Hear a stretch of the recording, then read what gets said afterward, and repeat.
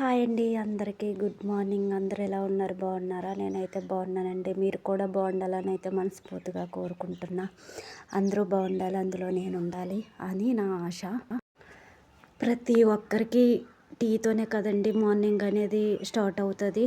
నేను early morning లేచినప్పుడు అయితే లేచిన అమ్మటే ప్రేయర్ చేసుకొని అయితే టీ స్టార్ట్ చేస్తాను అన్నమాట. టీ పెడతాను. టీ పెట్టిన తర్వాత ఏ పనైనా చేస్తానన్నమాట. ఎందుకంటే నాన్నకు ఫస్ట్ ఆఫ్ ఆల్ అయితే టీ ఇచ్చేయాలి లేచిన ఎమ్మటే.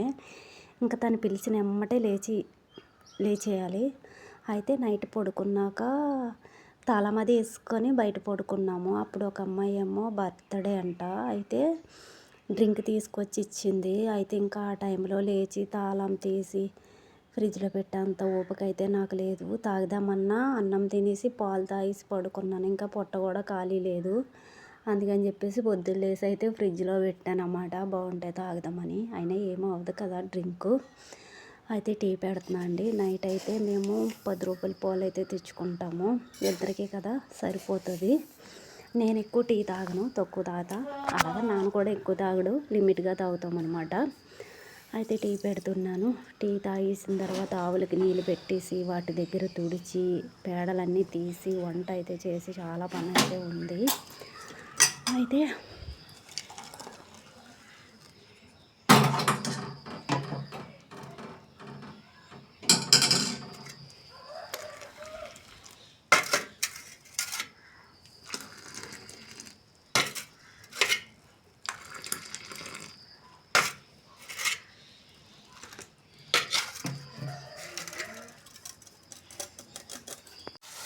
నాన్నకి రాత్రి అన్నం అయితే కార్చి కట్టేసి సద్దన్నం పనికైతే పంపించాను. వెళ్ళాడు ఇప్పుడే. అన్నం ఆచాను, కూర వండుతున్నాను అన్నమాట. కూర వండేసిన తర్వాత కూర ఏంటంటే దొండకాయ గుడ్డు.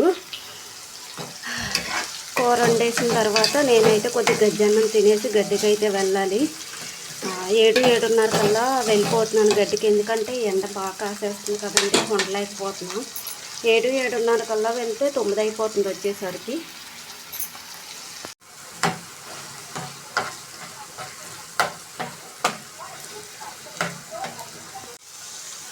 కూర దగ్గరికి బాగా మగ్గిన తర్వాత నేనైతే గుడ్డు చెదగొట్టి వేసుకున్నమాట. అందుట్లో చూడండి, కోడిగుడ్డు ఉక్కులాగా వస్తుంది అన్నమాట.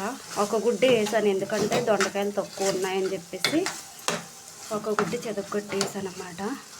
ఈ కూర ఉడికి లోపు నేనైతే గుమ్మాలు కడిగేసుకొని గిన్నెలు అయితే తోమేసుకొని గంజన్నం కూడా తినేసాను. ఇప్పుడు టైం వచ్చేసి కరెక్ట్గా 7:30 అవుతుంది. ఇప్పుడు నేనైతే గడ్డికి వెళ్ళాలి.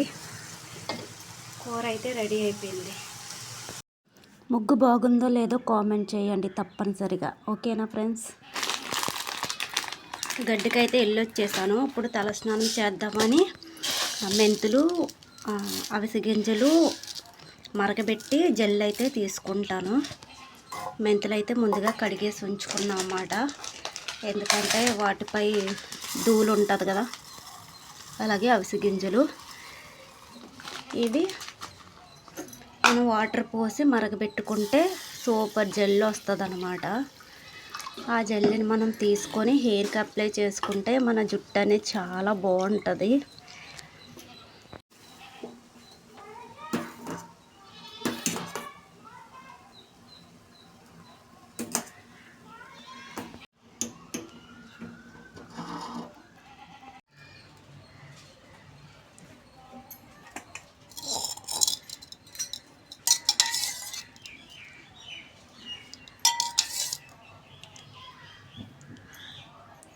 ఇది మనకి చల్లారేలోపు ఇంకా థిక్గా అయిపోతుంది జెల్లు. చూద్దాం నెక్స్ట్. అమ్మ ఇంకా కాలుతుంది. అన్నం అయితే తింటున్నానండి. పళ్ళన్నీ అయితే అయిపోయినాయి. ఇప్పుడు ప్రస్తుతానికైతే ఖాళీగా అనమాట. అయితే ఇంకో అన్నం తింటున్నా.